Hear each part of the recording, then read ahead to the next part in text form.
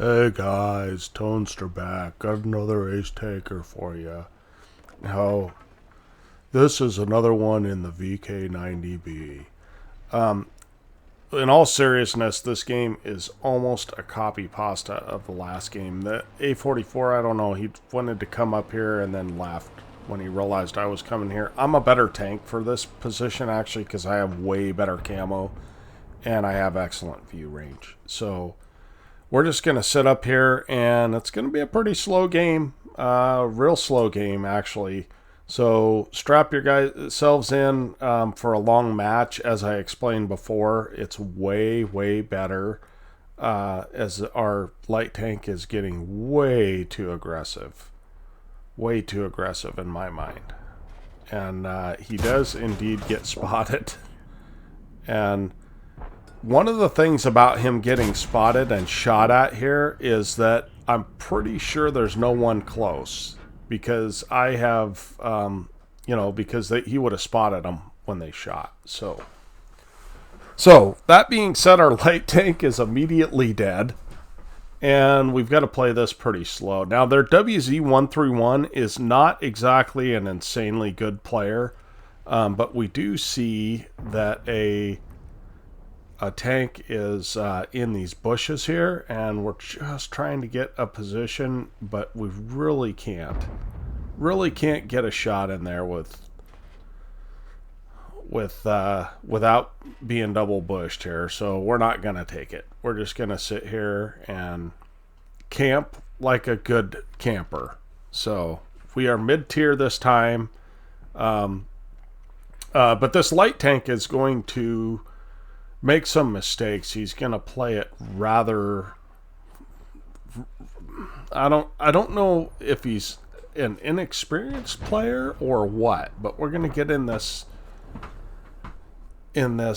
bush fully and just sit here and keep him spotted. That is our goal. Now, I can shoot him, and eventually I will, but I want to make sure that I'm not being spotted. And really, these guys are pretty safe back here, even with him poking this area, because there are so many bushes between them and him that he's never going to spot them.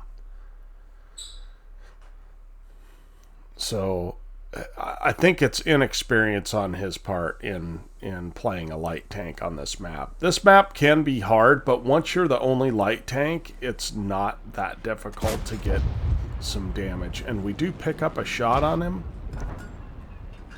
And we are still spotting that Black Prince. So I'm hoping guys will hit him. And in fact, they are. Now, I did not spot that Super Hellcat. I don't know who did. Maybe the A44 did.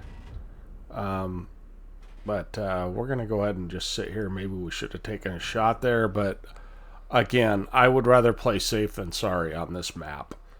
So this guy, I was kind of hoping people would work him down, but it doesn't seem to be happening. We have a much better dispersion of teammates this time over the map. We still have a lot of stuff on one line here, but we do have some guys in the middle, and we've got some guys on the hill. So creating that crossfire is extremely important. And again, this guy, if he was in a medium tank with a good turret, I would agree with this play. But being the only light tank on proc, I do not agree with this play.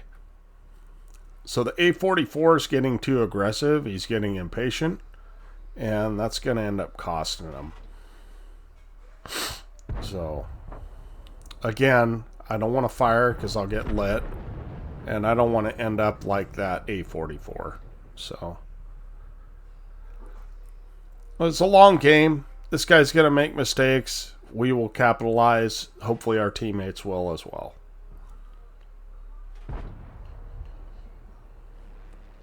The problem with going to this position here is that guys like that 703 can kind of poke you with not quite impunity, but they can poke you fairly easily.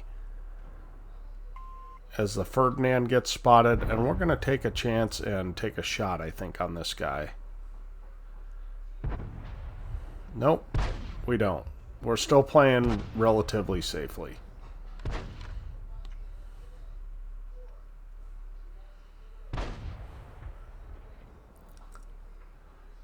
Kind of slow game. I don't know. I guess I don't know really what to talk about. Been playing this tank a lot, and on these open maps, I really try to make the most of it by not being impatient. So the Ferdinand is spotted. That is not our spot, actually. And our pen's more than enough to go into that side of that HTC. So this light tank is not really doing his team any favors. He's not spotting stuff so much. I guess he just maybe spotted the Yag 88. I don't know. And our guys are getting impatient, which is unfortunate. When a light tank's on the field, just wait. You don't need to be the first guy up front. We're going to take another shot on that WZ. Now, he's probably kind of a one-shot. And so I was kind of hoping to get another shot on him, really put him down there. But for most stuff, he's a one-shot now. So he does end up leaving this area. There's a Tornvon. And that was a poor shot on my part. And he gets taken out. So it's 5-3, but it's a very close game. They're within they're 1,800 hit points behind, but that's one tank, making a huge mistake. One tank's all it takes. So we're going to continue to sit. And I love the angles of traverse of this gun. That's one of the things that makes this thing so much better than other TDs, is that the gun traverses 20 degrees to the left and right. So you have a huge wide angle of view where you don't have to move the hull. And I think that is what makes me like this TD more than most. Even though it's got no armor, it's still a solid TD in my opinion. So this light tank has backed off to some extent, and I'm watching the mini map and trying to get into a position. Keep in mind, I have, pretty good camo, so trying to get into positions where I can help my team at this point, because I feel like that WZ has kind of decided not to cover the one line. So, and in fact, he hasn't. He's got bigger problems because the middle of the map is now taken over by our team. And it doesn't take long for us to really push the action, right? Because now they've got, most of their tanks are spotted. And I probably should have moved a little bit sooner. But we don't have the gun elevation here. So probably should have moved a little sooner, because at this point we know there's a Yak Panther back there, but there is nothing else that's unlit.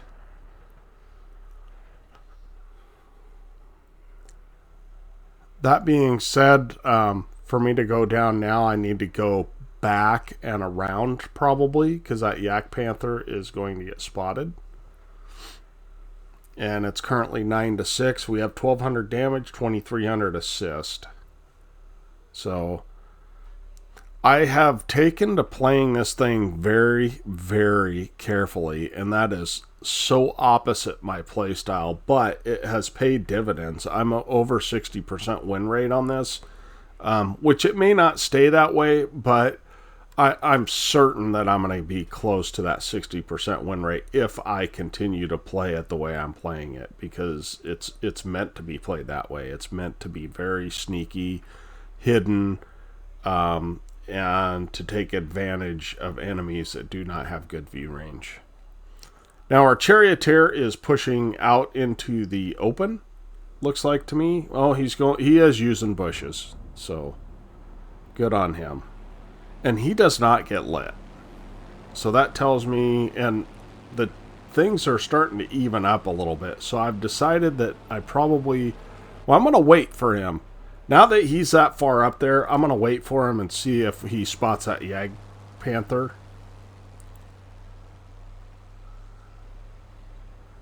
And unfortunately, we do not have the gun elevation here. I'm trying to find it, but we just don't have it.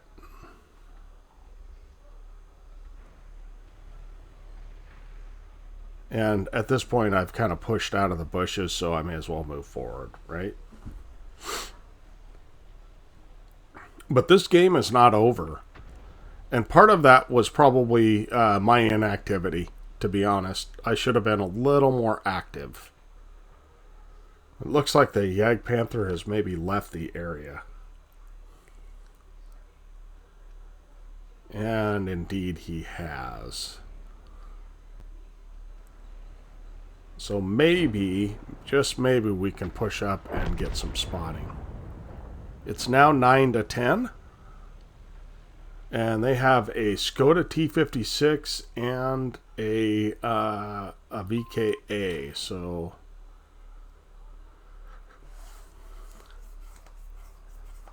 I'm just sitting in a good position to hopefully get some vision out there. I think that charioteer probably shouldn't have pushed up that close, but he did. And he does spot the Yag Panther.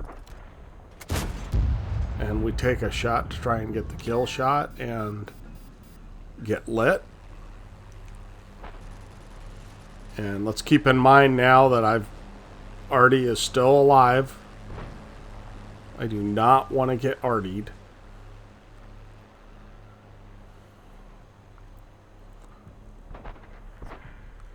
And the Yag Panther goes down, and we're going to take out that Hellcat. That's going to get us lit, and the Skoda is now down to a one-shot. Yeah, we should have probably started a little earlier.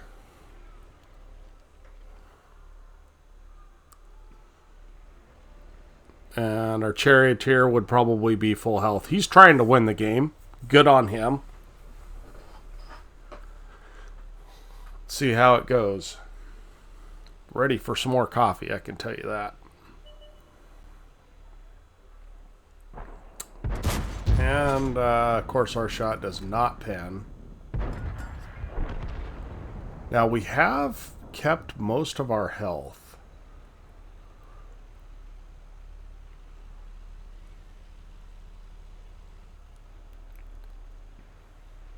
So there's only two guys left, and one is a light tank, and I am fairly unconcerned with him because we have a M2Y coming up. So yes, I'm probably lit, but do I care? Not really. We're going to shoot a gold round into the VKA. And we can take at least one more hit. And there's 30 seconds left. So what I don't want to do is end up losing this game. And he hits our vision force somehow. So 20 seconds. We hit him one more time. He's on a reload. And we do miss our shot. But the M2Y with 7 seconds left hits the shot. You talk about the end game of end games. So again, we should have been a little more aggressive. Let's go ahead and look at the after action though on this. Well, we'll make this short and sweet. kind of a copy pasta of the other proc battle, but Ace Tanker, 49,000 credits, 2,250 experience for 2,000 damage and 1 kill. We were top of the team, and we ended up 14 shots, 12 hits, 9 pens, and 2,700 assists. So we ended up with 4,700 combined, and we got 22,000 credits out of that. So appreciate you guys watching. Hope to catch you next time. Tonester out.